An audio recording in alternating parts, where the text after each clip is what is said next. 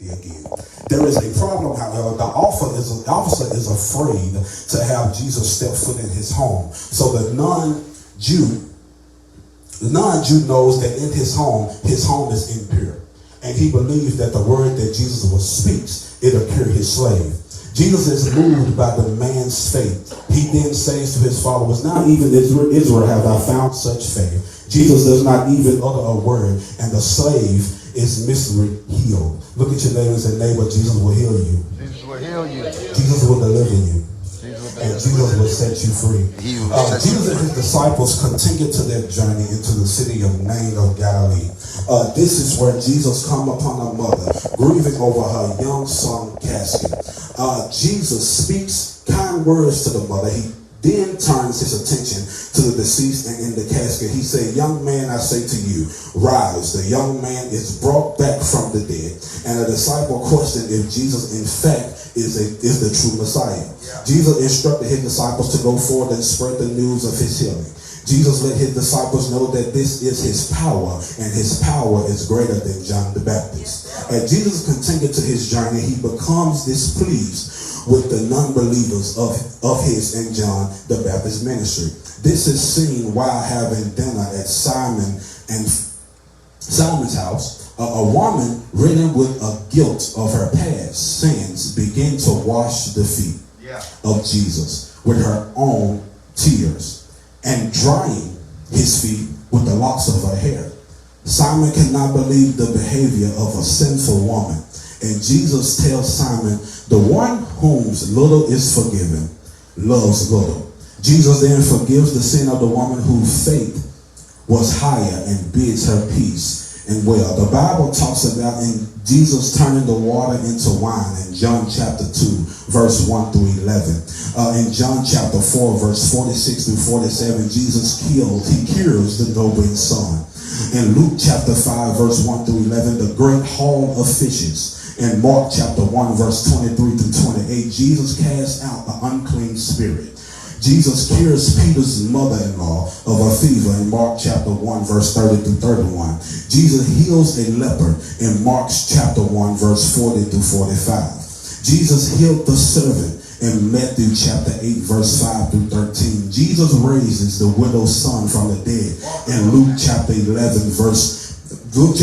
verse 11 through 18. Jesus stilled the storm in Matthew chapter 8, verse 23 through 27. Jesus cured two demonic prisons in Matthew chapter 8, verse 28 through 34. Jesus cures in Matthew chapter 9, verse 1 through 8. Jesus raises the ruler's daughter from the dead in Matthew chapter 9, verse 18 through 26.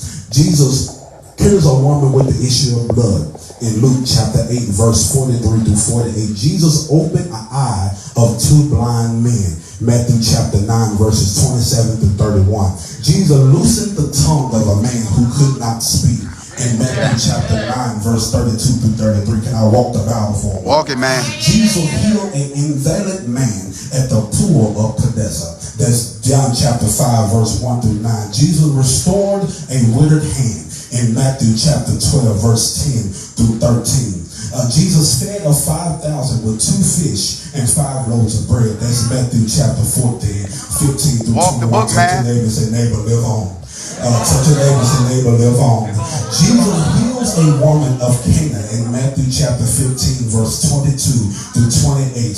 Look at your neighbor and say, "Neighbor, at the name of Jesus, be healed, be delivered, and be set free." You have to understand that the name of Jesus, every knee has to bow and every tongue has to confess. I feel like preaching. Every tongue has to confess that he is there. There is something that happens at the name of Jesus. I don't have anybody in here that can say, "When I was down and out, it was at the name of Jesus. The demons in hell has to tremble." At the name of Jesus. It was at the name of Jesus that rose Lazarus from the grave. It was at that name of Jesus that the blind man began to see. It was at that name of Jesus that the blind man began to see. It was at the name of Jesus that cured the one with the issue of blood. It was at the name of Jesus. I feel like preaching. Y'all can sit all you want. So I'm going to take this wave on up out of here. In Genesis, he Understand that he is the creator of gods. In the book of Exodus, he is your redeemer. In the book of Leviticus, he is your sanctification. In the book of Numbers, he is your guide. In the book of Deuteronomy, he is your teacher. In the book of Joshua, he is your mighty conqueror. In the book of Judges, he gives you victory over your enemies. I dare you to high five your neighbor and say, neighbor, you got the victory. I dare you to high five your neighbor and say, neighbor, you got the victory. You got the wrong neighbor. That neighbor don't respond. Find you another neighbor and say, neighbor, you got the victory.